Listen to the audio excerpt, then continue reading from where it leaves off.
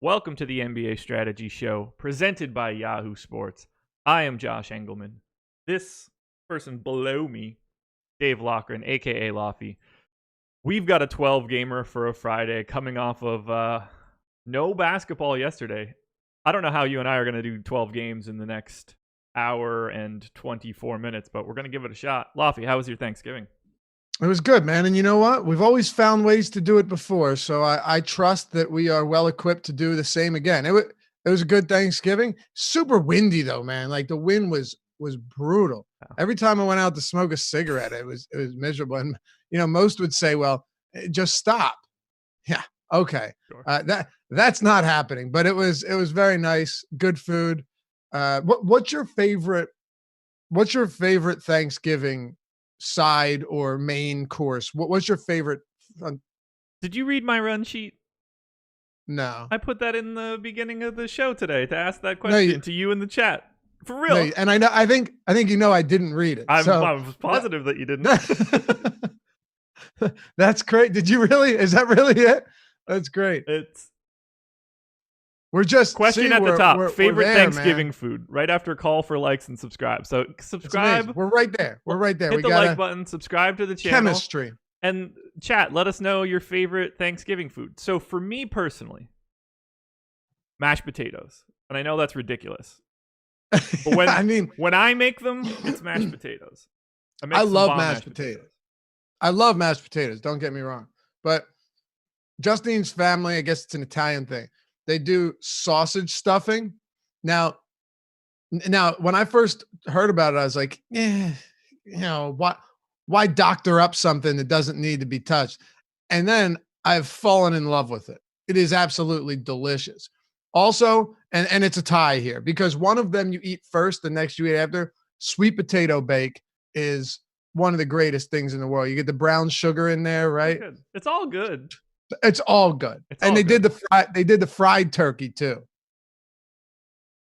The first year we have normally we fry one at my father-in-law's house. He is in Jamaica right now celebrating his 60th birthday. So shouts to Rob for that one. So sure he's listening. Yeah, I'm sure he's not. So I roasted 2 Cornish hens yesterday for Katie and I went weird. Oh, dude, I love Cornish hens. Let me tell you right now, they are amazing. Yeah. Nice decision. Yeah. So I made 2 small birds for us, scratch taters, a Brussels sprout and bacon hash. The wife made some green bean casserole, which I find to be disgusing. She made an apple pie. This was just for the two of us. I used to not like it. I used to not like the green bean casserole. As I get older, I like it even more. Scratch potatoes, right? Yeah. I thoroughly enjoy making scratch mashed potatoes, but sour cream? No. Wouldn't have an issue with it. Lots of butter. Have you ever tried it with sour cream? Yeah, fantastic. Do you mean? Okay. I have no issue with it. I mix a bunch of sour cream and butter in there.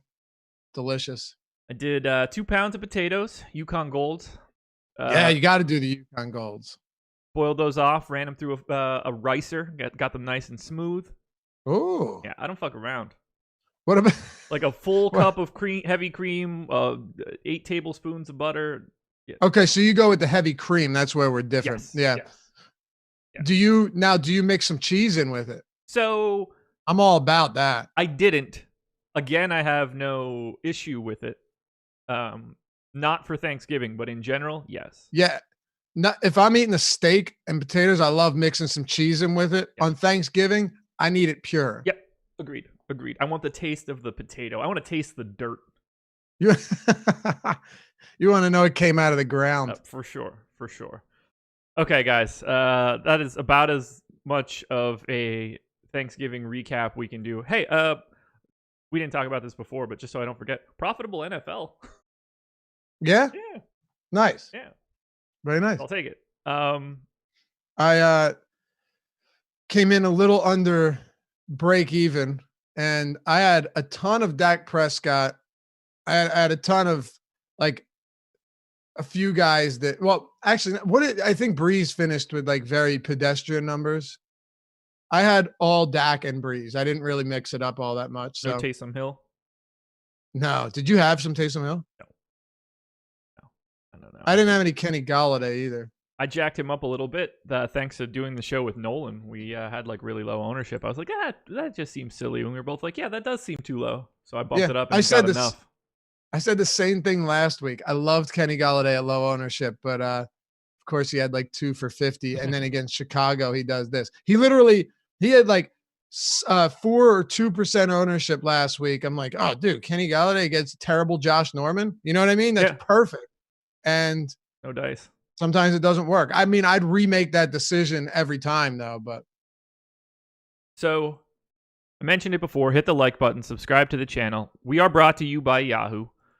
They are the presenting sponsor of this show every day. I've dropped Emac's link to his cash building blocks article. You can head to the bottom of the article and click this link. So you can sign up at Yahoo, get up to $30 in Yahoo Sports Rewards points if you use that promo code. It's the only place that you can become a baller. You can't become a turkey anymore because it's not that type of holiday, but they're doing something big today. $200K Purple Friday special. $25,000 in overlay, $10 entry fee, 25 max entries for tonight's NBA slate. So they are pumping in an additional $25K to the prize pool.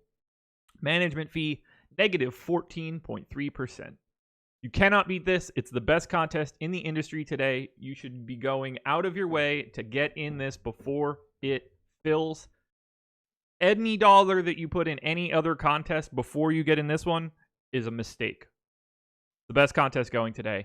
Get in it. I'm already in it. There's 1,400 spots left, so you've got some time, but don't waste your time here. This is going to fill soon. Yeah. And I missed out on the turkey trot. So did I. Filled by Tuesday. So did I. You will never, even if they offered no overlay, just a completely neutral contest, it's the best contest in the industry. To put another $25,000 in on top of that, every entry is at least like neutral EV for the most people. Right. Get in it. Just do it. I would be recommending this whether they were the sponsor of this show or not. It's the best contest you can get into. I heard you. You're damn right. So, 12 gamer. Not a lot of fun to start, which is pretty par for the course. Chris Galligan, does Yahoo have CSV? They do, in fact, have CSV. So you should hop in there now. I think we just need to dive in. We're at the 9:44 mark. We've got an hour and 15 minutes. We've got Manny Laura and Chris Randone coming up at 11. So we need to make sure that we're out in time for those guys to take over and talk some NFL. So here we go. Rock and roll, baby. Detroit Pistons. Charlotte Hornets, 110.25 implied total, 102 for the Hornets. We'll start on the Pistons side. Andre Drummond, 9,600, 9,200 on DK. Blake is 7,400 on FanDuel, 7,500 on DK. A really good spot for them. How are you feeling about Drummond and Blake today? Yeah, I really like Blake. And this is the first time I've said it all season, actually. The price is a little higher than it was last time, but it's just a really good matchup against Charlotte. And I know this is a home and home series. They're coming off a game on Wednesday where they played Charlotte, and Blake had his best game of the year. Was it spectacular? No, but he got up 21 shots across 31 minutes. The points, the numbers are going to follow. I'm still not particularly huge on pairing Blake with Drummond. I don't think on a 12 gamer it's necessary, but I also don't think it's crazy at their price tags either. We've said this a lot, but Charlotte, one of the worst teams when points in the paint allowed. Defensively, they are not a good team whatsoever. Andre Drummond should be able to beat them up around the basket again. And I said on the early bird this morning, I'm sure we'll get people that come and say, well, dude, he's finished with 43.5 and 52 fantasy points against Charlotte. Not exactly spectacular production. Well, he's got 20 plus rebounds in both of those games, and he had no blocks or steals really at all. And this is a guy who averages more than 1.5 blocks and 1.5 steals per game. Also somebody that's averaging 18 points per game. You are going to see the other numbers come against a bad rebounding team and a team that can't protect the paint or the rim. to me, it's a very favorable spot for both guys in the Detroit front court. 26% ownership on Drummond on FanDuel right now, 21 on Blake, 15 and 10 respectively on DraftKings. That's the only ownership coming into the Pistons. For the most part, I think that's probably all of the ownership that should be coming in. I think that Luke Kennard is probably going a little bit underrepresented on FanDuel. He's $500 cheaper than he is on DK, but on a 12-game slate, I don't need to take a big stand on Luke Kennard. No. I prefer Drummond and Blake both on FanDuel in comparison to their DraftKings prices, but it's a great spot, and I'm happy to have them. And if Blake's going to continue, Blake hasn't been great, but if he's still going to be priced in the mid-sevens, it's not stopping me from getting to either one of these guys. That's where I'm at. And I think, once again, we have to have some discretion with a 12-game slate. But it's just a very good matchup against the Charlotte Hornets. And the Detroit Pistons aren't exactly a stellar team. So with that in mind, it wouldn't surprise me at all if this game stays competitive. Yeah. Blake's been, by the way, he has a 31% usage rate this season. So despite some ugly performances and some limited minutes in some spots, he still has a 31% usage rate, 19% assist rate, and a 10% rebounding rate. Those are actually combined, put together, a recipe for a monster blow up game. Yeah. You just have to be patient with it. And I think it will be here. Again, Josh, 31% usage, 19% assist, 10% rebounding. Those are the type of players that come out of a game with 35 points, 10 rebounds, and 8 assists. Yeah, and blow up the slate. Yep. Before we keep it going, shout out to Barefoot in Alabama, $20 super chat. Joined the site 2 weeks ago and won the 5K and won Wednesday night. Thanks for all of your advice every day. Congrats on the money. Since you're $5,000, you can buy some shoes. You don't have to be barefoot in Alabama anymore. It's a beautiful thing, isn't it? I know. Let's head to the Hornets side. Not a ton of ownership coming in here. Devontae Graham, Miles Bridges, both around 10% on FanDuel. Same story on DK, along with Terry Rozier around 10%. Really like Devontae Graham and Terry Rozier on DraftKings, 6,900 and 6,300. They're playing the minutes. They are going to dominate the ball. I think that they're probably mildly underowned, although it is a pace down spot for the Hornets. These aren't guys that I'm going to have locked in from a core perspective, but I don't mind having more than the field of Graham and Rozier. I don't have an issue with it either. It's actually a spot that I was kind of going back and forth on this one. Not sure how I felt about them because we do have a ton of games, but Devontae Graham's been good enough to where in this spot, I don't mind it. And this isn't like, I got to run it. I got to run back my Drummond and Blake exposure with someone from Charlotte. I'm not saying that. It's a 7.5 point spread. It's not even that extreme. And it's a low total in this game. But those prices do seem pretty accommodating given the salaries of a lot of guys priced around them. They're not must plays or top plays for me, but Devontae Graham and Terry Rozier are definitely viable. It's just a very slow paced game. And, that's the only thing that I'd hold against them as guards. Yeah. It's not going to be a terribly up tempo affair. We're not going to get the Bismack Biyombo game again. Cody Zeller's back. I don't really have much else to talk about here. They're okay. They're okay to good values, and that's the extent of it for me. What do you like most in this entire game? Well, actually, hold on a second. Should we be talking about Cody Zeller at 3,900 on DraftKings? He was 5,200 last time out. Right now, there actually is not a lot of value. I have him in for 20 minutes. Oh, okay, never mind. You have him 20 minutes? For now, he's not interesting to me. Yeah. I don't know what to do with his minutes. 17, 25, 21, 15, 15. If he played 26 minutes, then sure. Right. Even if you projected Zeller for 24 minutes, you'd probably get a little bit of him. But yeah, that's the concern. Below 4K is not bad on this slate. It just comes down to how many minutes can you get. If I ended up with a couple of Cody Zeller lineups in tournaments, it's not the worst thing ever. And I hate to take that approach. If I got 2% of him, because then you could just say that about everybody and you're not helping anybody, Right. But Cody Zeller, it is significant because, only 2 games ago he played 25 minutes. And that's got and he played 28 minutes against Detroit, but that was only a couple games before he started playing much less minutes. It does feel like you'd need a big traditional center against this front court. I guess we'll have to see. So, am I just crazy? So they're just running this game back again. Obviously, it's a home and yeah. Well, it's a home and home series. So they obviously don't need that big traditional center. Biyombo put a spanking on Drummond. I know. I was gonna say I was gonna retract my previous statement. Yeah. Bismack Biyombo was pretty decent. I would not expect that to happen regularly, but no. Coming off of that big game, it does make me less like. I think that Zeller plays less because of it. Not because of it, but I don't get the sense that they're going to today is going to be the day where Zeller's minutes jump back up to 26 after that performance. No, I hear you. All right, let's keep this one moving.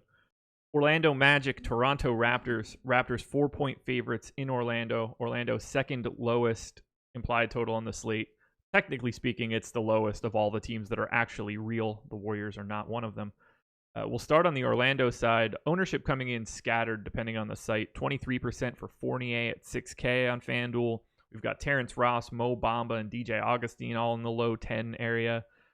Fournier at 12 on DK. Wes Iwundu at 10 on DraftKings, which is not going to stick around, I would imagine.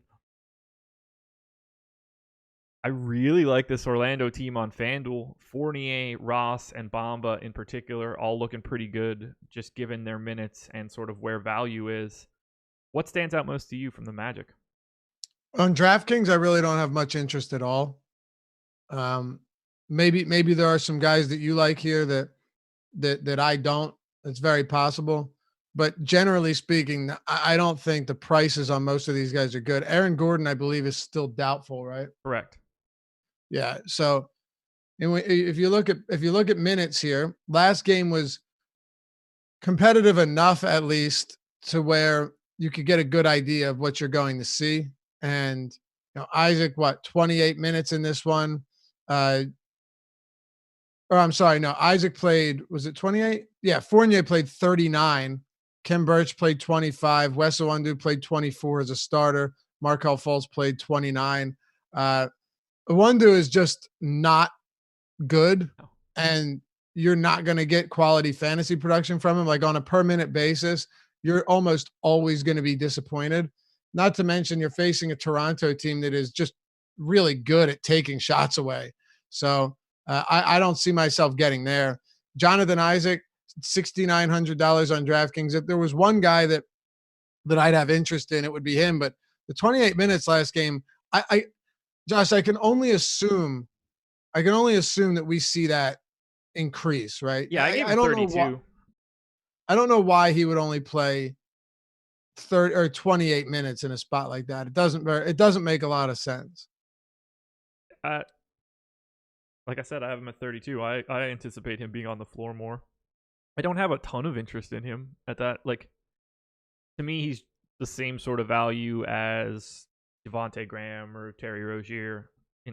Guys that are probably $200-$300 underpriced. Yeah, he's certainly not a top play. That's why I said I don't really like anybody on DraftKings. Yeah, FanDuel's much. 6K Fournier playing tons of minutes. Sign me up. Ross is going to play 28 minutes at a price $300 under DK. Mo Bamba $600 cheaper than he is on DK. I don't mind Kem Birch for $4,300 either. I oddly like Orlando a little bit, even though this is not a great spot heading up against Toronto. Okay. I mean, if it's a salary thing, then I understand it. Yeah, they're all so cheap. Not just relative to DK, but just priced in general. If I look at shooting guard for FanDuel, Evan Fournier is $6K. Jeremy Lamb is $6,800. Devontae Graham is $1,200 more expensive than that. SGA is $1,300 more expensive than that. These guys are not all that appreciably different.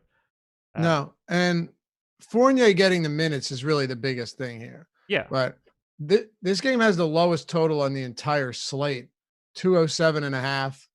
It's pretty ugly.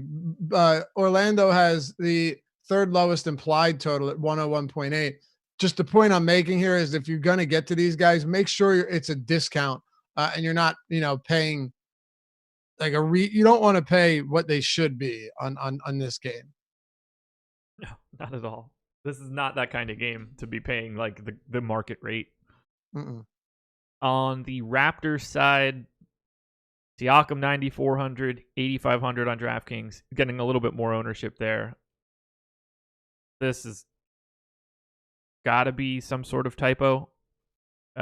We've got Chris Boucher at 60% ownership on FanDuel. Is somebody else out? Well, Serge Ibaka's out. Boucher played 25 minutes last game on the 27th. That game was a blowout. Yeah. But I saw it too, and I've seen some projections for him that have been very high. I mentioned it on the early bird yesterday that if you're getting wild ownership on Chris Boucher, it seems unlikely that you get there. But right now, there's like no value out there for a 12 gamer, so that's why you're going to be seeing this.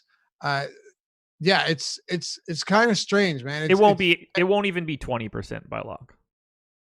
Yeah, it's weird though because I've seen a bunch of love for him early on in terms of projections. So it's weird, but yeah, he played 11 minutes in the first half, and then in the second half he played 14 straight minutes to close out the game. But you have to keep in mind that the only starter that saw any run in the fourth quarter was OG Anunoby. Terrence Davis played 14 straight minutes to close the game. Hollis Jefferson he played like 10 straight minutes. Boucher played 14 straight minutes to close out the game, and Malcolm Miller did as well. And then Pons and Brissett got 6 minutes to close out off the very, very, very back of the bench. Previous to that game, they've had the same rotation for 5 straight. In those 5 straight, he's averaged 15.8 minutes and hit 20 once. So I don't really see the huge jump. I don't expect that to continue. That ownership is not going to hold. Nope. It can't. They were up by 30 some points, dude. Yeah. I think we're probably on the same page here that like if you get Siakam or Van Vliet, cool. Those guys are just going to be out there for a ton of time. And I don't mind Norm Powell for 5K. Yeah, at the moment, I don't really have much on this game at all, actually. Once again, 12 games. I feel a little bit more confident in a lot of other players. Siakam's fine, but wait till once you get to some other power forwards and centers, you'll see why I don't have a ton of love for Siakam. Keep it moving. Cleveland Cavaliers, Milwaukee Bucks. Cavs 108.75 implied total. Bucks 119.25, second highest mark on the slate. Cavs defense atrocious, 10% worse than average on a per possession basis. Big time pace up spot for Cleveland though. We've got Kevin Love at 8,100 on FanDuel, 7,100 on DraftKings, picking up quite a bit of ownership on DK actually. 20% going to Love there, 16% going to Tristan Thompson at 6,100. I really like that $6,100 price for Tristan Thompson, and that's pretty much all I'm really interested in. I don't mind getting to Love, obviously, but I think Tristan Thompson on DK is the best option from this team. He is, and literally the same I just said with Toronto and guys like Siakam. There are a lot of really attractive power forward options and center options in that mid-range and then the top tier. So with Kevin Love, I probably don't get there. Do I like the matchup? Sure. Or I'm sorry. Do I like the price tag? Sure. Really not huge on the matchup. He's played 25 and 24 minutes over his last 2 games. I would certainly expect that to come back up, but I don't have confidence that he's going to get the same minutes as a lot of players priced around him. Tristan Thompson, yeah, you get 32 minutes from him against Brook Lopez and company. I have no issues with Tristan Thompson. What's his ownership at right now? 16%. So here's my question to you. Would you rather have Tristan Thompson, Draymond Green, or Jonas Valanciunas, or Thomas Bryant? All 4 guys separated by $100. Yeah, so that's really tough because because if I could rely on Draymond Green to get minutes, I would have Draymond Green above of all of them. But I don't know if I can do that. Played 24 minutes last game. The game was not out of control. Like there was no reason to believe that he should have seen such limited run.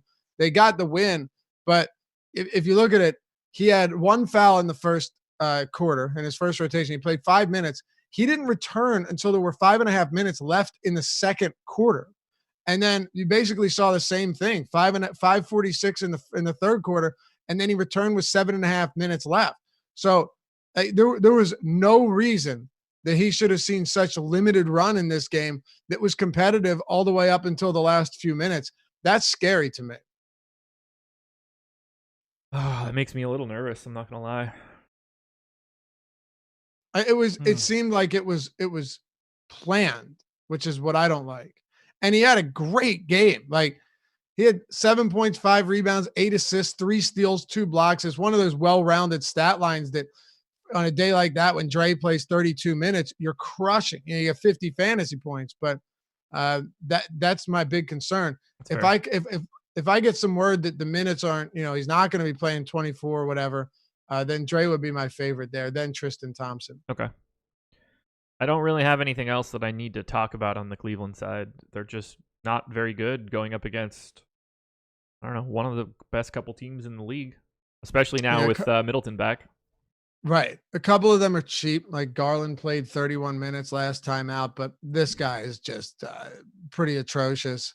And I pretty much feel the same way for the rest of this team. There's nobody at all that I can rely on. Jordan Clarkson, once in a while, he's going to have some big games, but for the most part, you're getting 20 fantasy points from him across like 24 minutes. I'll pass. There we go. Let's move to Milwaukee. Milwaukee is basically the opposite of Cleveland defensively.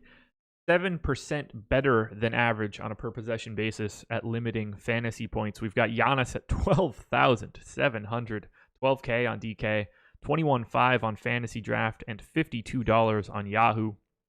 I think the Yahoo price is quite clearly the best, even though that is more than 25% of your entire salary cap.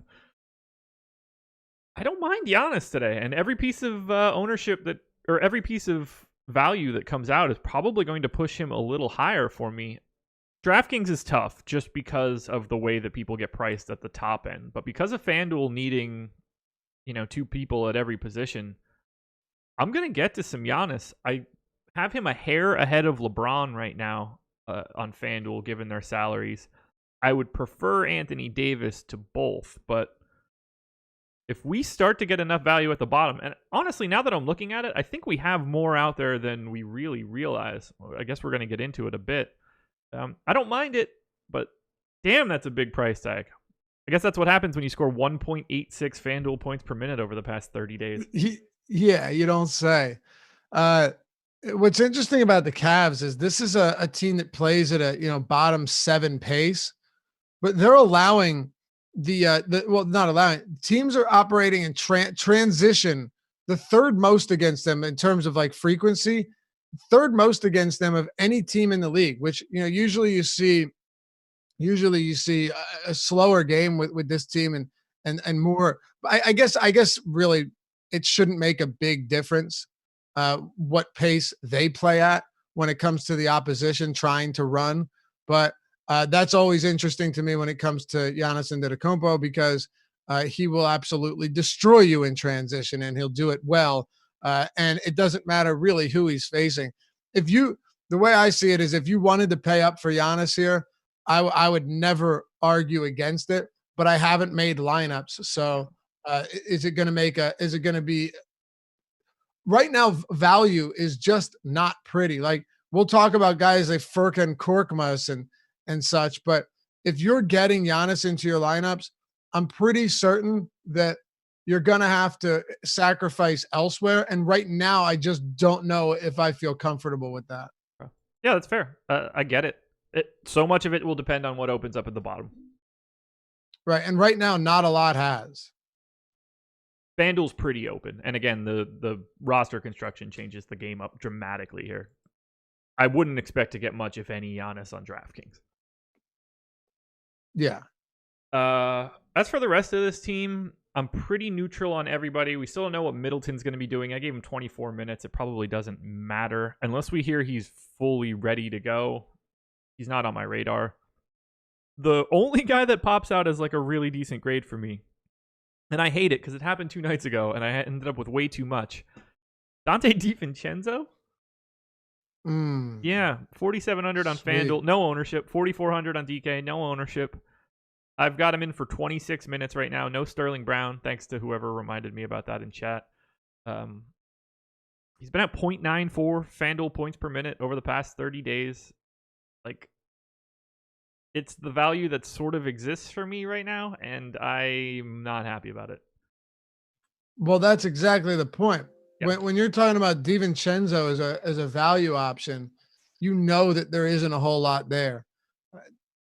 Honestly, I don't have much to say on Dante DiVincenzo at all. He's cheap. Maybe he'll get the minutes. But he's like the 5th option on his own team. And that might be generous. It's not optimal with George Hill back, that's for sure. No, I mean, I as of now, I can't imagine I get to a ton of Dante DiVincenzo, but that's fair. I don't. But really that's also that's also though why I can't imagine that I'm gonna get a ton of Giannis either, unless something frees up. It's really ugly at the bottom, at least on DraftKings. Yeah, this is gonna be the first guy that I take like a really deep look at after this show, but yeah. Dante DiVincenzo season for me, evidently. Wow. That sucks. I'm going to have more of this game than I would have ever expected. I don't have anything else to say here. Like, Bledsoe's barely getting any ownership. If Middleton's back, he becomes a little bit less appealing, especially with George Hill back. So, yeah, I don't like this game as much as you do. I think Tristan Thompson's a solid play. Aside from that, I don't see myself getting to Love. And as much as I love Giannis, in a vacuum, it's going to be tough for me to get there today unless things change pretty significantly throughout the day. All righty. To New York we go. New York Knicks, Philadelphia 76ers. Congrats to the Knicks. 99.5 implied total. That's a special piece of garbage right there at home, no less. Philadelphia 76ers 107. Want to make sure I hit on all of this correctly. So for New York, Ntilikina should be good to go. The rest of this team, who the hell knows?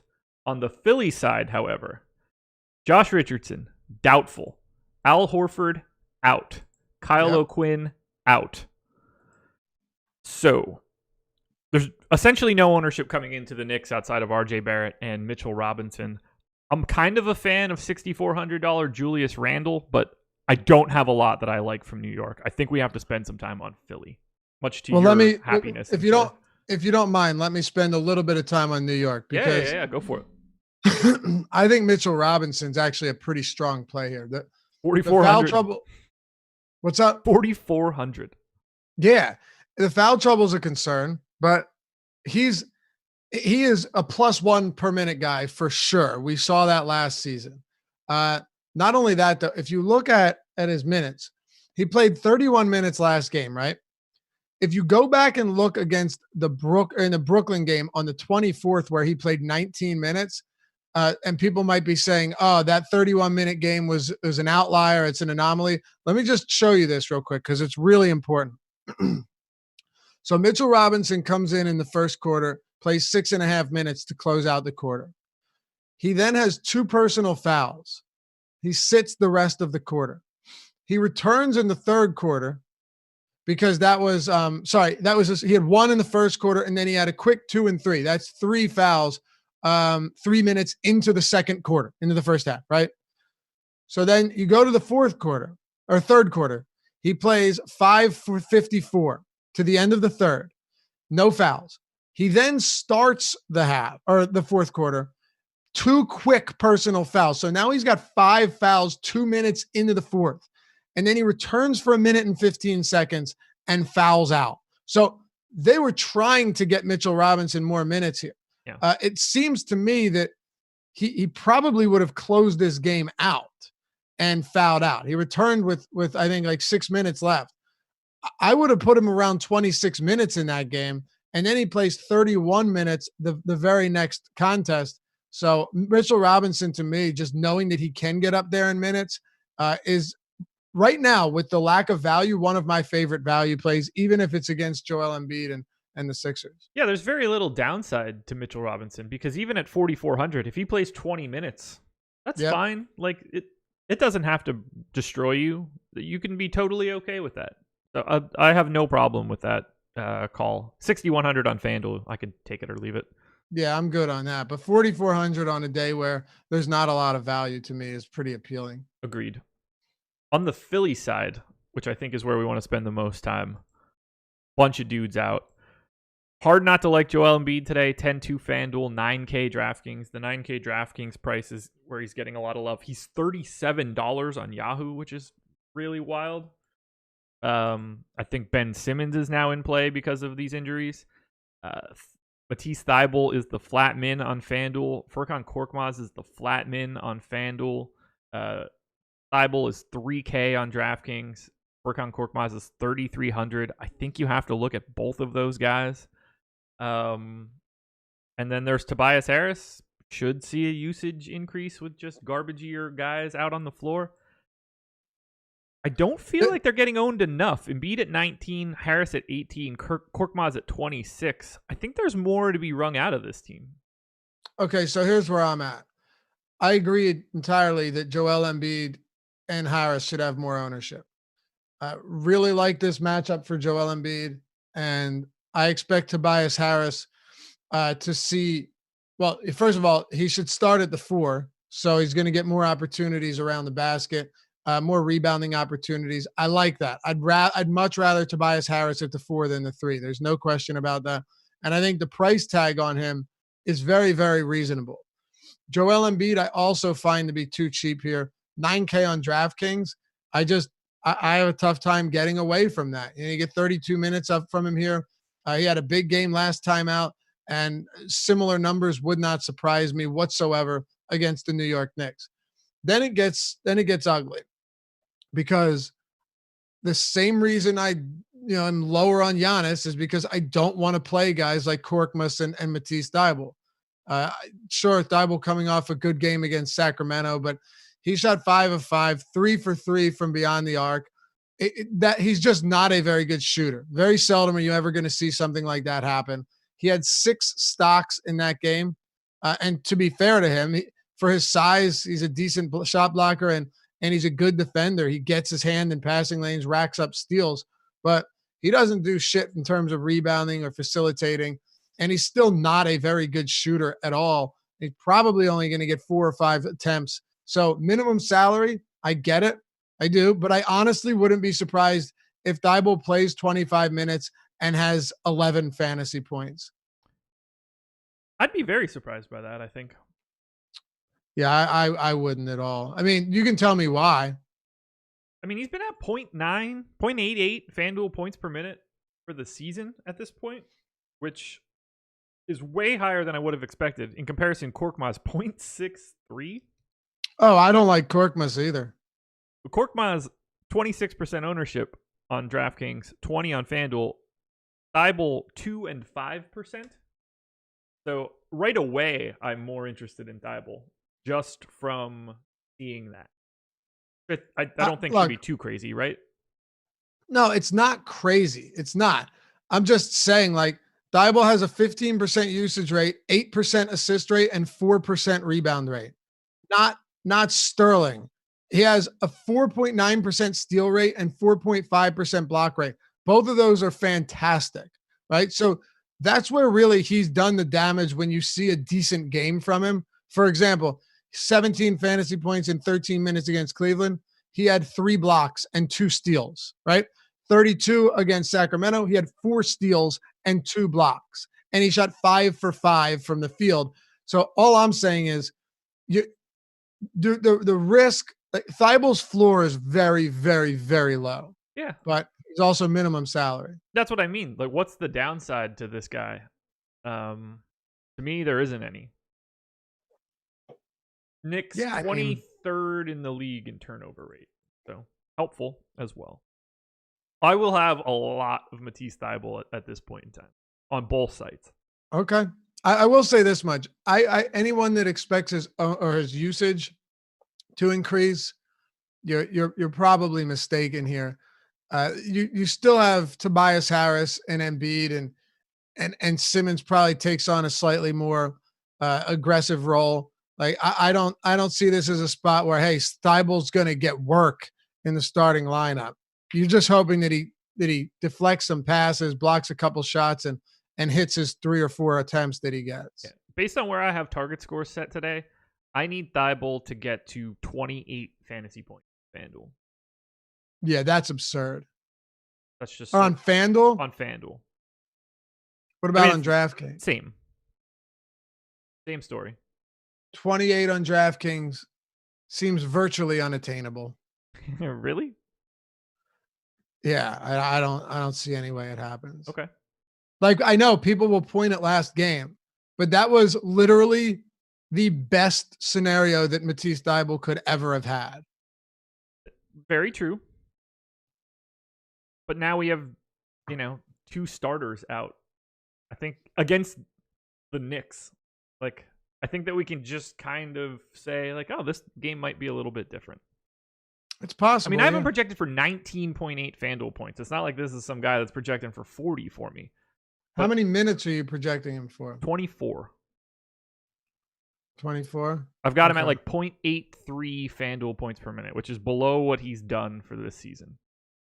Okay. But at the minimum salary, like I just see very little downside. Yeah, I think we see it a bit differently. Furkan Korkmaz is not very good. No. And, he's also very cheap. If I was going to Thybulle or Korkmaz, as much as it pains me to say this, I would still go with Korkmaz over Thybulle. Okay. I would it's both sides. Given the ownership and given where I have them, it's Thybulle for me, even if they had equal ownership. For them to not have it is just an even bigger boon for me. Yeah, the ownership clearly plays a role, but there's no denying that. I simply put, I don't like either of them. But that's fair. I think Korkmaz has like the shot of playing 35 minutes in this game, and will actually get shots up. Like, he has double-digit field goal attempts in 4 of his last 9. If he gets going, I think you see an opportunity where he actually scores points. And I don't like guys that don't produce peripherals, but I don't like guys who only produce peripherals and can't score. So it's really a give and take situation with Furkan Korkmaz and Thybulle. I don't like either of them, but I get it. John Canalupo says next, we're spending too much time on Philly. So if it's cool with you, Laffy, I'd like to spend the rest of the 40 minutes on Philly. We're missing 100 minutes out of the Sixers rotation. Yeah. Like, this is about as relevant of a game as exists on this entire slate. Yeah, I was just going to say, if we're trying to break down what this slate looks like and why people are going to approach it in a certain way, you kind of have to spend time on this game. Josh Richardson's, playing 32 minutes a night. Yeah. Al Horford, starting power forward, playing 32 minutes a night. The backup center out as well. If we're talking Kyle O'Quinn, Kyle O'Quinn, who when Horford was out, like, you would have expected to see some minutes here. Yeah, you're losing about in total. You're losing around 70 minutes from the rotation. Sure, and they're playing the Knicks. Yes, it's super relevant. Anyway, let's keep it moving. Indiana Pacers, Atlanta Hawks. Wait, Ben. Seriously, do you have any interest in Ben Simmons? Yeah, a bunch of it, and he's unowned. We didn't talk about him. I know. I didn't want to keep talking about the Sixers, even though every one of these pieces are incredibly valuable today. But we'll skip. Wait till I get to Trey Burke. You don't have anything on Trey Burke, do you? No, of course not. Okay. Joel Embiid, I'm in. Ben Simmons, I'm in. I'd rather have Embiid than Simmons, but got Simmons in for 36 minutes. Sign me up there. Yep. I really do like Embiid today, though. We didn't really talk about it much, but I just think Embiid is a really strong play at that price. You're not overpaying for him. There's nothing about this Knicks front court that really concerns me. I think Embiid here definitely stands out as somebody where the 9K range and that low 10K range at power forward and center and the 7K range is, in my opinion, the best spot of any position on the entire slate. Really? Mm-hmm. Yeah. I mean, I don't think that's like an outlandish take. So, well, what else? What else? Where else would it be? I'll ask you that. Where else would it be? You're probably right. Right? Like, there's not shooting guard and power and point guard for 12 games. There's not a lot there. We're going to get to one of these guys in this indie game, but I'm telling you, man, you look at power forward and center from that 7K and up, there are actually guys that you look at and say, oh man, okay, he's a great play. He's a really good play. He's a pretty awesome play. And then you just keep going up. That's how I see it, at least. That's fair. I think you're right in that one, actually. All right, let's get to that Indiana game. Pacers 10-point favorites at home, 117 implied total for Indiana. They are at full strength once again. Looking great, and they get a cupcake matchup. Atlanta defense, atrocious. Sabonis, double digits in ownership, right around 20% on both sites. Brogdon, right around 20% on both sites. TJ Warren at 12% on FanDuel, just 5,600. Miles Turner has been terrible, but 6,300 on DK. The guy that I like the least is probably Malcolm Brogdon, which is surprising to me now. But all 5 of those guys are going to be in, 10 to 15% of my lineups. I want to rotate through every one of their starters.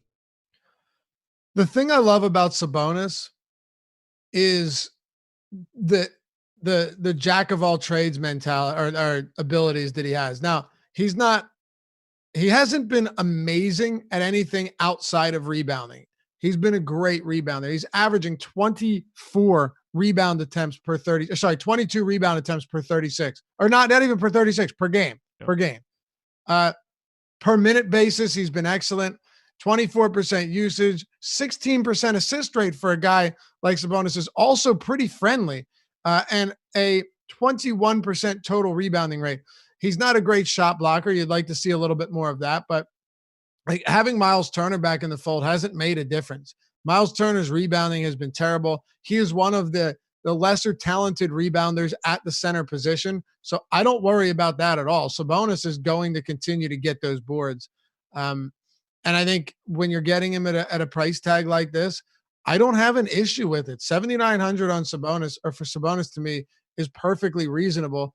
8,700 on FanDuel. I think we can do better in some other spots, but just a very high floor player and someone, especially in cash games, that just seems to make sense getting 33 to 36 minutes every single game. And, having especially on DraftKings, that double bonus, you're going to get that pretty much every single night. I'm with you. I prefer him on DraftKings to FanDuel. I think he looks good, though. I think 24% owned might be a bit too high, but he should smash. Yeah, that is high. I think I prefer Turner at 6. And he's been not great. Dan and I had this discussion on the early bird. He actually asked if Turner was overpriced. I don't think Turner's overpriced. No. But I also don't think he's underpriced for a couple of reasons. One, I prefer that if I'm paying over 6K for a center that he can rebound. He does a good job of making up for that in terms of blocked shots, right? One of the leading shot blockers in the entire league, 7.8 or 7.4% block shot rate. Very, very good. But he has an 11% rebound rate and a 16% usage rate, assists at only 4%. So really big games for Miles Turner, you're relying on blocked shots and you're hoping that he falls into a few points and rebounds. Like, you just haven't seen that from him this year. He hasn't been aggressive. He's not getting scoring opportunities. And Sabonis has absolutely siphoned away the majority of rebounding work on the defensive boards. So I'm not huge on Miles Turner here. Could I see him having a big game? Yeah, just by product of the matchup. But that's why, not because I think he's putting himself in a position to do so. That's fair. What do you think of TJ Warren then? The last guy that I think we need to touch on here. 12% ownership on FanDuel, 5,400 on DraftKings, a little bit less appealing, but not really getting any love. Pacer, it just feels, pace up spot against a terrible defense. Feels like these guys should be getting more collective ownership. Yeah, you would certainly think so. Pacers playing at a 99.9 possessions per 48. Hawks at 103.1. So that is definitely a pace up spot. If Warren's getting 34 minutes a night, that's something that I'm okay with. I don't have an issue with TJ Warren knowing that he will get some opportunities to score. 22% usage, another guy that isn't going to give you a ton in the way of peripherals, and that's kind of the problem, right? Like he had 23 points, 0 rebounds, and 1 assist last game. That sucks, but he's also pretty cheap. I don't have any real priorities here. I think Sabonis is my favorite from the Pacers. And then Malcolm Brogdon, I don't have an issue with him, but I do have an issue with this price point a little bit. And here's why. He's pretty much, we're pretty much giving him 30 minutes. I don't know if I can give him more than 30 minutes right now. And that's what concerns me. Maybe you give him 32 and that would be fine. But he's getting to a price point where it starts becoming a question of whether or not, before it wasn't even a question. It's 6K, even 6,800 against Utah. You pretty much just get a lot of Malcolm Brogdon into lineups. Now that he's shot up to 7,900, you at least have to think about it. It's not a lock it up play at all anymore. No, not at all. He's my least favorite of the 5 starters. Still fine, but least favorite of the 5 starters. What about Lamb? Just filler. He's right where he should be. A bit expensive. 5 to 10% of him, and that'll be it. Hawks side, Trae Young at 17% ownership on FanDuel, Jabari at 17 on DraftKings. Those are the only 2 guys getting any sort of ownership, and that's pretty much how I feel. I like Trae Young a little on FanDuel. I like Jabari a little bit more on DK. I don't have much interest in going up against this Indiana team. This is a tough spot for Atlanta. No, I'll keep this one short. I think Jabari Parker is a perfectly reasonable play at $6,200 on DraftKings. As a matter of fact, I think he's too cheap. Yep. Outside of Trae Young, he's clearly been the dominant, the dominant scorer on this team, and he is a well-rounded enough player to give you pretty decent numbers each and every night. I like knowing that Jabari Parker's upside is actually pretty significant, especially at 6,200. And if he's coming off a game against the Bucks, another difficult matchup where he can drop 65 fantasy points, then I'm not afraid to run him out there against some more difficult matchups.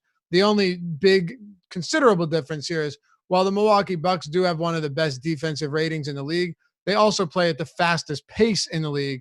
And it's very notable difference from the Pacers, who are playing at the 23rd fastest pace. We good to keep it moving? Let's do it. All righty. Memphis and Utah, dude, we are going to run up against it as per usual, but we had to spend some time on those Sixers. And this one's going to be a really quick one. So Memphis is 7-point favorites at home against the Jazz. No one on the Grizzlies has ownership north of 4% Jonas on DK. I like Jonas a bit. I don't mind using Jay Crowder on FanDuel, but I'm not trying to roster much of the Grizzlies here against the Jazz.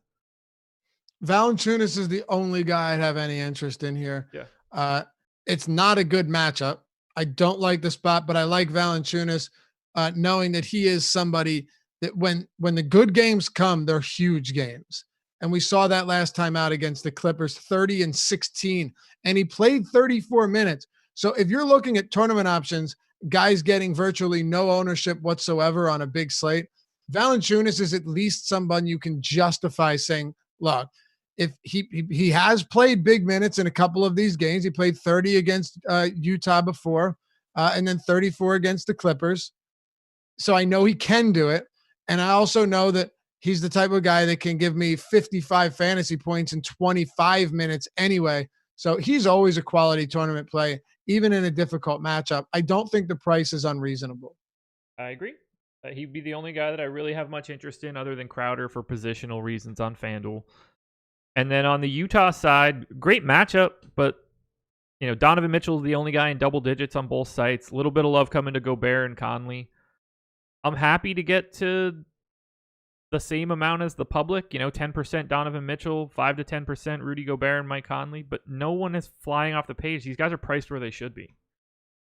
Yeah, dude, I don't have a whole lot of interest at all. I thought I might, but the big thing is it is a good pace up spot, right?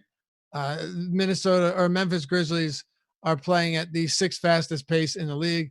Defensively, they are a bottom 7 team. So that's, check both of those boxes for Utah. But my issue is with Rudy Gobert's price point. I'm probably just getting up to Embiid or to Drummond, or up to Anthony Davis where he's eligible. There's a lot here at that position. Gobert kind of just falls into no man's land for me. And the same can really be said about Donovan Mitchell.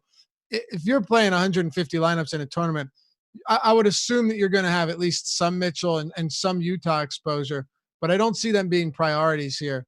I don't think I can prioritize anyone from the Utah Jazz. I completely agree. All right. We're at the halfway point. Got to keep it moving, but I do want to hit on a couple things. Coming up in a half hour, Chris Randone and Manny Laura talking some NFL. Yahoo Specific Strategy Show with the boss man Alex Baker and Nolan Kelly at 1 p.m. We'll have Jake on the NHL Strategy Show at 4. Actually, it might be earlier. I might have got a message about that Hockey Lock is earlier. That's something I need to check out. If Hockey Lock is earlier, just assume that show is earlier. We'll have the deeper dive with Adam and Alex tonight, 4:45. Myself and Spags at 6 p.m. for Live Before Lock. Free content today. Projections are free for NBA. Go get those. Injuries article for the NFL is free, and the line changes article for the NHL free as well. One piece per sport. Hit the like button while you're here. Miami Heat, Golden State Warriors. Heat 12.5 point favorites in Golden State. Jimmy Butler questionable still with some sort of injury. Head injury or sick head injury.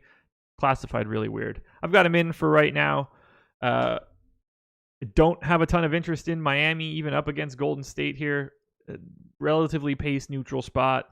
The guys that are priced up, like Bam Adebayo, are good, but already priced where they belong. Goran Dragic is the guy that stands out most to me, the same way that he did on Wednesday, and he was kind of like embarrassingly bad. I don't get the sense that I'm ending up with much from Miami. What about you? So, okay, this is where I stand on this game, and it's all contingent upon Jimmy Butler, right? Now, yes. I'm assuming you have the same as I do. Jimmy Butler, right now, we don't know. Right. If Jimmy Butler's out, I really like Bam Adebayo, like a lot. Okay. And let me explain. Let me tell you a couple of things that might surprise you. Very much surprised me, right? Sure. When you talk about a jack of all trades type player, Bam Adebayo is like the perfect example of that. So on the 27th, day before Thanksgiving, Jimmy Butler was sidelined. Bam Adebayo, not Goran Dragic, not Kendrick Nunn, not Tyler Hero, led the team in potential assists with 14 potential assists for Bam Adebayo in this game. I'll do you one better. When you look at how many touches Bam had compared to the rest of this team, a bunch of guards that can handle the rock. So he probably came in somewhere in the middle. No, Bam Adebayo led the team with 73 touches in that game. He was actually controlling the offense in a lot of instances with Jimmy Butler sideline. To me, that is a very, very appealing place to be. Bam Adebayo is simply a good player, and we saw Butler's absence actually affect him more than it affected anyone else. It's just one game. I get that.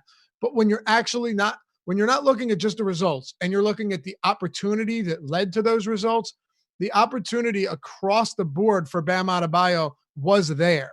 And he's at 1.32 fantasy points per minute, 1.32 fantasy points per minute with Jimmy Butler off the floor this year, 22% usage rate.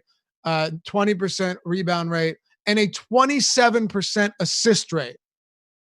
That's a big number That's for him. crazy. Yeah, that's a big number for him. I should get more. I don't know if I will. He leads the team in assists with Butler off. And if Butler ends up being on, well, there you go. Yeah, I mean, that's different. But if Butler's out, I really like Bam. Same price on both sites, both power forwards. Would you rather have Bam Adebayo or Domantas Sabonis? Both 8,700 on FanDuel. Hold on. If Butler's out? Yes. I would rather have Bam. Okay. Yeah. That's fair. Do you want anything else from Miami? Only if Butler's out. Like, Sure. If Butler's out, I still think that Dragic gets plenty of opportunity. He played 34 minutes last game. People will probably, recency bias might take a lot of people off of him after a terrible game. But I have no problem getting back to Dragic in the starting lineup playing 34 minutes. I think that's perfectly reasonable. Let's not forget, dude, this is the Golden State Warriors we're talking about here. This is one of the worst defenses in the league right now with a 114 defensive rating. So, yeah, Butler's absence would actually open things up. And I would, of course, Adebayo, my favorite. I'd go back to Dragic here. Guys like Tyler Herro, fine. But I prefer Kendrick Nunn over him. But mostly Adebayo and then Dragic. Okay. Yeah, Dragic just for me. Bam in play on FanDuel. Not terribly interested, but I have Butler in right now. If Butler is out, Bam will climb. Justice Winslow also played 34 minutes. If you remember, those first few games with Jimmy Butler sidelined to start the season, he was spectacular. Yeah.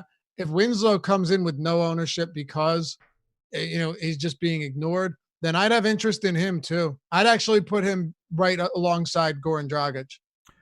Yeah, we just need to see if Butler is out, I think they run Winslow out for a ton of minutes. If Butler is back, I think Winslow plays the limited minutes that they thought he was going to play. I'm talking only if Butler's out in this whole scenario. Fair enough. Warriors side, I'm going to get to a little bit of Alec Burks. I'll probably have a little bit of Eric Paschall and Glenn Robinson the third because I have them every single day. Draymond Green for 6,200 on DraftKings is way too cheap, but I'm not super excited about this Warriors team going up against Miami, especially if Butler is in. Me neither, and it's those minutes for Draymond Green that worry me. You look at his rotation. We went over it earlier in the show. I don't know what to make of that, Josh.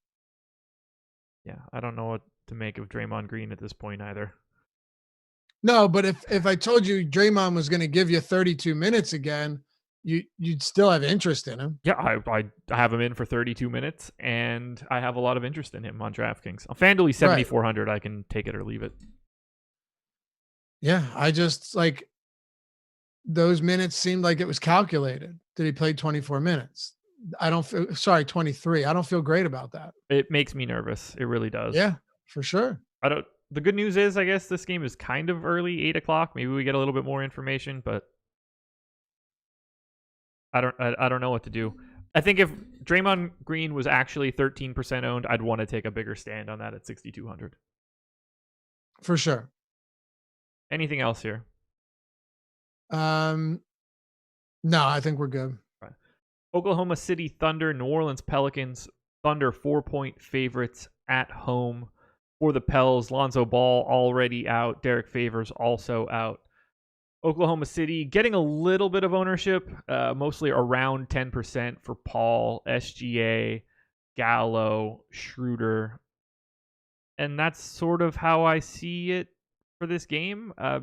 These guys are all like 10%-ish guys for me. Nobody stands out as smash spot plays. Nobody is like egregiously underpriced, at least to me. These guys are just filler for my lineups. Nobody that I can hitch my wagon to. Yeah. You don't have a single player here that stands out as a decent one? It's SGA for me always, but I'm not wild about it. 0.84 FanDuel points per minute over the last 30 days is not great. But I'm going to have roughly 5 to 10% of Paul, SGA, Gallo, Schroeder, maybe a little bit of Nerlens Noel. Yeah, for me, I love the matchup against the Pelicans. And somebody tweeted at me saying 41 points, season high for Anthony Davis, and Laffy can't take the L on a narrative game that he missed out on. First of all, I didn't miss out on shit. Of course I played Anthony Davis because it's the Pelicans. Yeah. The Pelicans aren't good. They're one of the worst defensive teams in the league. Is it really all that crazy that Anthony Davis had a great game against a really bad team? He had a barely better than median game. Right. Well, people are going to talk about the scoring. And yeah, he attempted 30 field goals. But dude, the Pelicans have the same defensive rating as the Golden State Warriors this season. Yeah. It was a massive pace-up matchup for the Lakers. Like how is that a surprise to anyone? I didn't miss out on anything. I just rather if I want to use this as a narrative and work it into my projections, am I just going to manually bump up his field goal attempts and rebounds and block shots because of the narrative? We do not have time for this. Oh, sorry. You're right. You're right. You're right. You're right. I want to complain about it too. I know you want to get 4 more games in 18 minutes. Okay, not a whole lot from OKC for me. SGA, I guess, is fine, but he's another guy, dude. That it's you're going to be hard pressed to get the big games from him, unless he's scoring like 30 real points. Could be today. It could be today, yeah. But the thing is, he never played on the Pelicans, so I don't have a lot of interest. I'm not even to circle back. I'm not even saying this stuff isn't real. It's just how am I supposed to use that? But yeah, the bulk of this game to me is pretty unappealing. Maybe Dennis Schroeder has a big game or something, but I don't know. So on the opposite side, I'm in for Brandon Ingram. Drew Holiday coming off a pretty big monster game. I'm certainly in there. No one in double digits in ownership for the Pels, but the guy that stands out most to me, Kenrich Williams, is 4,300 on FanDuel and 4,100 on DraftKings. There's not a ton of value out there, and for right now, if that dude's playing 30 minutes, I'm going to at least be looking at it a little bit. Am I crazy on Kenrich Williams? I don't think you're crazy, but this entire game to me is just pretty unappealing. Kenrich Williams, I guess, if you're what are you projecting him at, 30 minutes? Yes. Well, if you're giving him 30 minutes, the guy's never going to shoot the ball. But if he's on the floor for 30 minutes, then you could do worse. I say it all the time, man. Like, minutes are one of the most important thing. Matchups kind of the least important if you're getting the minutes and the opportunity. Problem is there's no usage from him here, right? No. I have him at 12% usage for the game. Right. So that's not awesome. I honestly feel like this game should be a lot better than it is, and kind of stuck on it because you want to try and get somewhere. It's got a 229 over under. Thunder with a 116.5 implied total, 112.5 for the Pelicans. It is kind of favorable, but Ingram's price is getting up there. Like you said with Kenrich Williams, I don't have an issue with that. I guess I'd throw out that with Lonzo Ball ruled out, and then Josh Hart, is he active? I think he is, right? Yep. Yeah, he's good. There was some injury news on him earlier. Maybe Drew Holiday at 7,800 could be okay with Lonzo out. Maybe that helps, but I don't really think it makes a ton of difference anyway. 7,800 is okay though. I could see myself getting to that. I'm really just trying to force stuff in there though, because it's a high total game that should be competitive and you feel like you've got to get somewhere here. Yeah. For me, it's going to be Ingram, Holiday, and Kenrich, and that's it. Yep. Spurs, Clippers. 109.75 implied total for the Spurs, 115.75 for the Clips. So Clippers 6-point favorites in San Antonio. Pace up spot for the Spurs. Terrible defensive matchup. Kawhi should be back for this one. $4,900 Jake Puddle is someone that I'm going to look at on FanDuel. Aldridge's price is going back up a little bit. I am not looking to get much out of the Spurs. They stink. No, I don't have any interest in it either. Like, even with Aldridge, look at the guys priced around him that we've already talked about. How do you get to Aldridge over those guys? I don't see how it's done. Don't.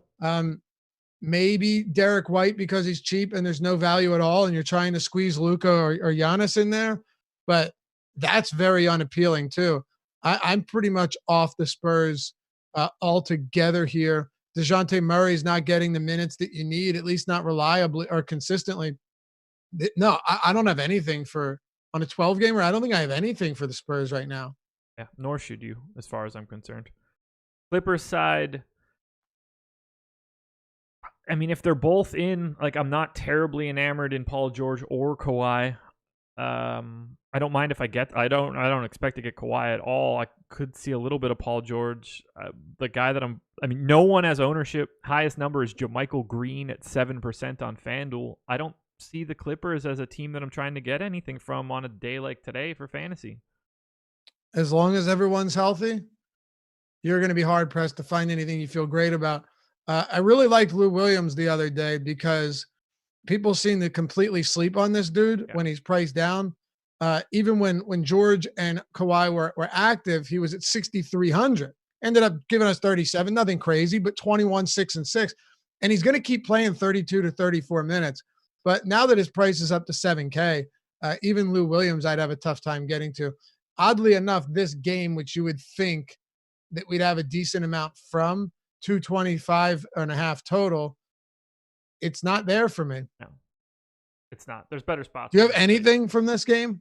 Trez for 6,400 on DraftKings looks good. That's about it. Like, I don't mind getting Lou Will. He's just like, there's nothing that's a core piece in. Right. Suns and Mavs, 115.25 implied total for the Suns. Mavs 1.5 point favorites in Phoenix. Aaron Baines is back. The Frank Kaminsky experience is largely over at this point. Ownership, Ricky Rubio at 16% on FanDuel, 10 on DraftKings. Nobody else in double digits. Guy that I like most is probably Devin Booker, 8,400 on FanDuel, 7,900 on DK, $28 on Yahoo, probably his best price. I'll have a little bit of Booker, but I don't see much on Phoenix that I'm looking to get now. On Phoenix Suns, no, because Ricky Rubio is expected back. He's probable. If something happens where he doesn't play, you can give me all the Devin Booker at 7,900. I'll tell you that right now. Yep. I'll be all over Devin Booker if that is the case. Outside of that, no, man. Frank Kaminsky's been garbage recently. And I don't know. Diallo's price is up though too. Like, if he was dirt cheap, like we saw him a couple of days ago, I would actually probably advocate playing him with Aaron Baines potentially sitting. But I think Aaron Baines is probable to play anyway. So no, wow. Phoenix might be the most unappealing team of this slate, which is saying a lot. For sure. And then we move to Dallas with Luka at 12-2 on FanDuel, 11-8 on DK, $49 on Yahoo. I mean, I like him, but that is a monster price tag that I don't think I'm getting to all that much. The piece that I'm getting to from this team is going to be Kristaps Porzingis, 8,400 on FanDuel, 7,600 on DK. I also love the $30 price on Yahoo. I really like Porzingis here. He's the only person in double digits outside of DeLon Wright for 3,600 on DK getting a little bit of love. I'm in for Porzingis. That's the piece of this game I want the most. He's the one guy that I have interest in, but I will say, anytime Luka Doncic is on a slate, you have to at least give him some consideration. Between him and Giannis, though, it's the same thing. How am I going to get to these guys with any volume whatsoever, given the complete and utter lack of value? Yeah. That's why I'm coming in on a lot of guys like Embiid and Drummond. Anthony Davis, I got a lot of early on, and I feel pretty good about that. Those are the guys that I have most of. If you're talking about Luka, let's see here. I did not get to much Luka at all. God, I don't know if I got to any. It's terrifying, but I don't expect to have much, if any. I think I got 1% Giannis. I got 1% Giannis, 1% Luka. The reason for that isn't because they're not two of the best players in the league and two of the best fantasy producers, but as of now, and since we're coming up on the end, I'll repeat it for anyone that's just tuning in shortly ago. Like, value's terrible. Yeah, not great at all, especially at the top. Like, DraftKings high-end prices are just way too difficult to get to. FanDuel's different. Tough sell. It's Porzingis for me, and that's it from Dallas. Me too. And I think Porzingis is another one of those guys. When I mentioned that 7K and up range at power forward and center, he's one of the guys I was referring to as well. Okay. Portland Trailblazers, Chicago Bulls. Blazers 7.5-point favorites at home. Little bit of a pace-up spot for Portland. Decent defensive matchup. Lillard, Whiteside, McCollum, and Melo all 10 to 15% owned on FanDuel. Lillard 10% owned on DraftKings. Kent Bazemore getting a little love on DK at 3,200. This is similar to the previous games in that I might end up with a little bit of Lillard or CJ or even Melo, but no piece of the Blazers is any sort of core option for me. I won't have anybody more than like 5 to 10%. It's not that appealing of a game. Who's your top play from this game? From the game itself? From the whole game. Which site?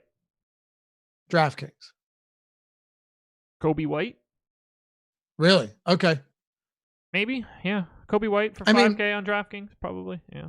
Whiteside's price has finally come up. Yep. Now I actually think he's probably a little bit too expensive. Wendell Carter Jr. is somebody that I would really like to have some exposure to because I believe that you're going to start seeing some big double-doubles coming, and he's actually done a decent job of limiting foul trouble recently. But at that price point, I don't see any way you're paying for him, especially when we've got so many good 7K power forwards, 8K power forwards, and centers. So I'm not getting there. Lauri Markkanen has just been he's been disgraceful, man. Like, I know you've said it. You think he's still playing hurt. That's definitely a possibility. But at this point, you're looking at a dude who has less than 20 fantasy points in 4 straight games. His minutes have now taken a hit. There's no way I get there. I don't. God, this game is wow. It's gross. Yeah. No one above 7% ownership on either FanDuel or DK from the Bulls right now, and that's Zach LaVine. And that's sort of how I feel about it. Like, I'm not interested in this either. I actually like LaVine here. That would be I think LaVine is very reasonably priced. Sure. Yeah. $7,000 on DraftKings, 71 on FanDuel. Those are great price tags on Zach LaVine. He's been a lot more aggressive lately, which is what you need to see from a guy that relies pretty heavily on scoring. LaVine actually, what's his ownership coming in at right now? 7% on FanDuel, 4% on DraftKings. Honestly, that might be one of the best low-owned spots of the night if it holds. Yeah, I mean, the upside is there where he can really break a slate at 7K because if he starts shooting and it's working, it's going to go crazy. Not a guy that looks great in medium projections, a guy that looks perfect in GPPs. Right, exactly. And Portland is not a good defensive team. You know, they're bottom 10 this season. They're also playing at an elevated pace. So you're talking about 8th fastest pace, 9th worst defense. This is a pace up spot for, I'm sorry. I think actually both teams are playing it around the same pace. They are. Yeah. But that's fine with me because you have a 225 total. I don't think Portland's good enough to run away with this in the first half. And LaVine as a tournament play, the more I look at him, the more I like it. Anything else here? From both sides? Yeah. Yeah, no. I don't think I get to Lillard just given how many awesome upper mid-range, lower top tier guys there are on this slate. Closing it out, Los Angeles Lakers, Washington Wizards, 11-point favorites for LA. Big time pace up spot against a not great defense. From the Lakers, I'm in for AD over Bron on FanDuel where he's $100 cheaper. I'm greatly in for AD over LeBron on DraftKings where he's $1,200 cheaper. Anthony Davis, one of my favorite guys to pay up for today. I like you have to wring some value out of like maybe KCP on FanDuel at 4K if nothing opens up. So let's just hope that something opens up. But this game is just AD and LeBron for me, and primarily just AD. I mean, the Lakers are just AD and LeBron, right? Yeah. Like there's nothing. Rajon Rondo is going to have some good games from time to time. I can respect that. You know, once in a while at a good. If you keep getting Rondo at sub 5K, I'll probably not on 12-game slates, but on other slates, I know I'll be rostering some Rajon Rondo because he's good at racking up counting stats and those count for something, especially at a discount. But aside from that, there's nothing here, man. Like there's nothing else here. With that in mind, Anthony Davis is a phenomenal play. Yes, he is. I love Anthony Davis today. 10K on DraftKings seems just too low. And that's one of the reasons, like I said, why Giannis and Luka aren't going to be the ceiling games with Giannis and Luka are happening more often, and they're insane. There's no question. Like, are we going to get a lot of 80 fantasy points, 75 fantasy point games consecutively from Davis? Probably not. I can understand that.